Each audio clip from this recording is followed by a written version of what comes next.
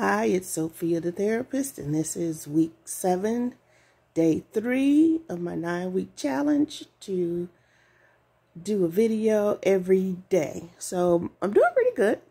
Haven't made it every day, but I did make up for the days that I didn't do it by doing 2 like I'm doing today. So in my last video, I spoke a little bit about reciprocity in relationships. There should always be reciprocity. Now, by that I mean we do for each other. We do for each other. So that one person is not doing everything and the other person doing nothing. I was watching a show today called Unmatchables. And it's produced and run by the people who created Married at First Sight. Married at First Sight. So they've come up with a show called Unmatchables, where they take people who auditioned or signed up for their Married at First Sight, and they identified them as being incapable of being matched with someone else for marriage at this point in their lives, the way they are at the moment, incapable of being matched with someone else. You can imagine how that feels. Well, one of the women today in the group, and actually one of the men too, the men and the women that they had on today were very interesting people. Both very superficial, both of them very concerned with their looks. But the woman in particular was raised in a household where the man paid all the bills. And she made the statement, he should take care of all the bills, and then I do what I want to do with my money. He should take care of everything in the house and take care of me, and then I use my money for whatever I want to use it for. And so in talking about it, I had to think about, well, where's the reciprocity? And the guy actually asked her, what do you bring to the table? What do you do in a relationship? And she really didn't have a good answer.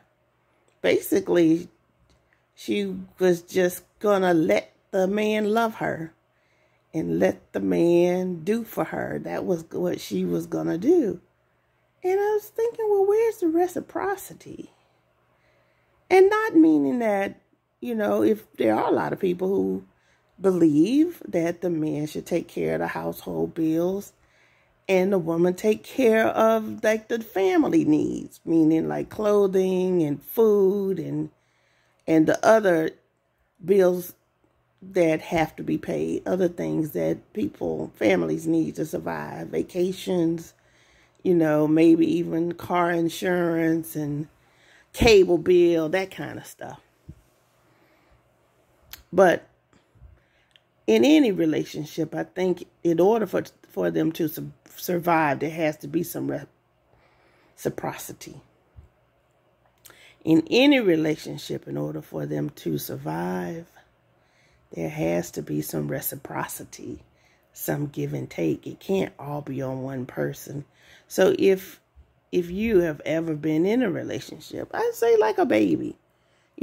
When babies are born, they don't really give anything. They're just really there to take. And parents expect that. They expect it. They expect for the first year, 2 years, or longer, 3, 5 years, and 10 years. They don't really expect for the baby or child to give anything back. So there's no reciprocity really in that relationship. Although being loved is a lot and important for all of us. So babies can love you, but, not really. But they can. Of course, they love you. They love you, yes, they do. But really, they need you. And parents need them. But the parent is in more of the position of providing all the needs. Well, babies don't really provide anything but a purpose, I guess. And that, for a lot of people, is 100% of what they need, a purpose in life. So But when we get to adult relationships, you know, there are no more babies. And we do expect something from each person in the relationship. If there is no reciprocity, what are you doing? And, you know, I've been looking at some of my friendships as of late and realizing there's no reciprocity. There's nothing there, really. You know, people who I've known for 20 and 30 years and I still think of as a friend, but really there's no friendship. There is no action. There is nothing given and nothing taken. There's no reciprocity. So, you know, you kind of just friends from memory. Friends based on what happened in the past, but really not engaged in a current active friendship. So if there's no reciprocity, what's the point? That's a good question. Let's pray about that. If there's no reciprocity, if there's no active interactions, you're just friend in name only, what's the point? I agree. All right, that's Sister Sophia, and also known as Sophia the Therapist. See you next time. Good Lord willing, and the creek don't rise.